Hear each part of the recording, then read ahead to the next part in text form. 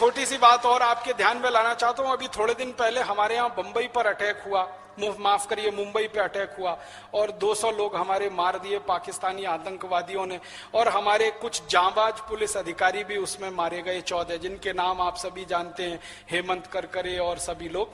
ये सारे लोग मारे गए, कारण क्या था? बुलेट प्रूफ जो जैकेट थी उनकी वो घटिया थी, नकली थी, उसमें से गोली पार गई और वो सब मारे गए। हिंदुस्तान के आर्मी के सारे जवानों के पास ऐसी ही बुलेट प्रूफ जैकेटें हैं जो हेमंत करकरे के पास। हमारे देश के जवानों के बारे में अभी थोड़े दिन पहले से मैं कुछ अध्ययन करना शुरू किया तो पता चला कि पाकिस्तान की सेना से आतंकवादियों के साथ मुठभेड़ करते हुए अब तक इस देश के 56,000 से ज्यादा जवानों ने शहीदी प्राप्त की है या अपनी कुर्बानी दी है। उनमें से 70% सिर्फ इसलिए मारे गए कि सबके पास घटिया बुलेट प्रूफ जैकेट है, गोली उसमें से पार जाती है, रुकती नहीं। और इससे भी ज्यादा दुख और दर्द की कहानी है कि हिंदुस्तान की सीमा पर एक एक इंच जमीन की रक्षा करने के लिए जो जवान अपने प्राणों की बाजी लगा रहे हैं, आपको मालूम है हमारे देश की सीमा के जवान ऐसे इलाके में तैनात हैं जहां तापमान -40 डिग्री सेंटीग्रेड होता है, -30, -40, -45, जहां पर पूरे शरीर का खून जमा हो जाता है, वहां एक एक जवान 24-24 घंटे ड्यूटी दे रहा है। उन जवानों के पास रात में देखने के लिए उपकरण नहीं है, वो अपनी आंखों से देखते हैं। उनको हमारी सरकार अभी तक उपकरण मौजूद नहीं करा पाई, उपलब्ध नहीं करा पाई।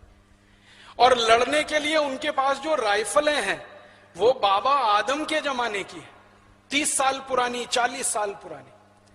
आतंकवादी आते हैं तो AK-47 लेके आते हैं, AK-56 लेके आते हैं, कलाशनिकोव लेके आते हैं, जिसमें एक बार ट्रिगर दबाया तो 56 गोलियां निकलती हैं कुछ सेकंड में। और हमारे सेना के जवानों के पास जो राइफलें हैं वो ऐसी हैं जिनमें एक ट्रिगर दबाओ तो 1 या 2 गोली या 3 गोली निकलती है 1-2 सेकंड।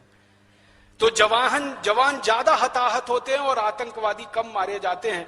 पिछले 20 सालों से यह सिलसिला चल रहा है। सरकार उनको जैकेट उपलब्ध नहीं करा पा रही है, राइफलें अत्याधुनिक नहीं दे पा रही है, रात में देखने लायक उपकरण नहीं है हमारे जवानों के पास। इस स्थिति में हमारे जवान काम कर रहे हैं और दुख और दर्द मुझे इस बात का है कि इन जवानों को कंट्रोल करने वाली जो डिफेंस मिनिस्ट्री है उसमें डिफेंस का एक भी आदमी नहीं है। ताली मत बजाइए इस पे। हमारे हिंदुस्तान के 14 लाख जवानों को कंट्रोल करने वाली जो डिफेंस मिनिस्ट्री है, उस डिफेंस मिनिस्ट्री में चपरासी से लेकर और मिनिस्टर तक एक भी डिफेंस का आदमी नहीं है। सारे लोग सिविलियन हैं जो डिफेंस मिनिस्ट्री चला रहे हैं। अब सिविलियन आदमी से आप डिफेंस मिनिस्ट्री चलवा रहे हैं जिसको पता ही नहीं है कि AK-47 में और 30 साल पुरानी राइफल में क्या अंतर है। तो जवानों की मौत तो ऐसे ही बेदर्दी से हो रही है। और चूंकि कोई दूसरा लाल बहादुर शास्त्री इस देश में अभी तक नहीं आया है, आ गया होता तो इस देश का नक्शा उन्होंने बदल दिया होता। जय जवान जय किसान का नारा दिया था, तब उन्होंने कहा था कि इस देश की अगर रक्षा करनी है तो 2 समूहों की रक्षा पहले करो, किसानों की और जवानों की। किसान अगर पेट से भूखा रहा और खेत में अन्न पैदा नहीं हुआ तो सारा देश भीख मांगेगा दूसरों के सामने। और जवान अगर सुस्त हो गया और पूरी तरह से लैस नहीं हुआ हथियारों से तो ये देश सुरक्षित नहीं रहेगा। तब उन्होंने नारा दिया था जय जवान जय किसान का। और पहली बार हिंदुस्तान में एक प्रधानमंत्री ने जवानों की तनख्वाह बढ़ाई थी अधिकारियों की तुलना में कई गुना।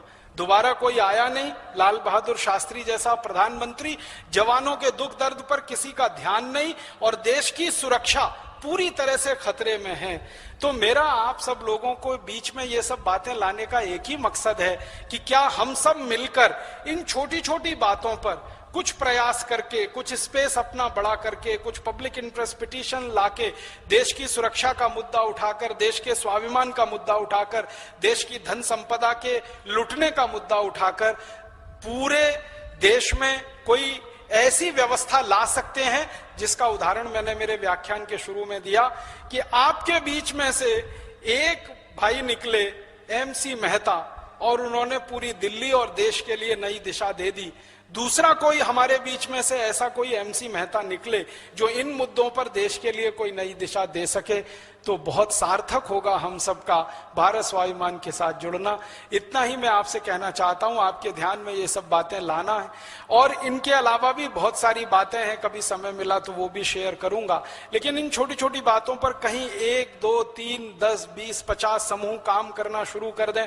आपके आसपास आप देखें कौन से ऐसे मुद्दे हैं जिन पर आप काम कर सकते हैं, और कोर्ट ने दिए हुए स्पेस का इस्तेमाल करके इन सब चीजों पे कोई अच्छा समाधान ढूंढ सकते हैं इसी व्यवस्था में रहते हुए। तो आप सब करें, हम सब एक साथ मिलकर करेंगे, जरूर हमें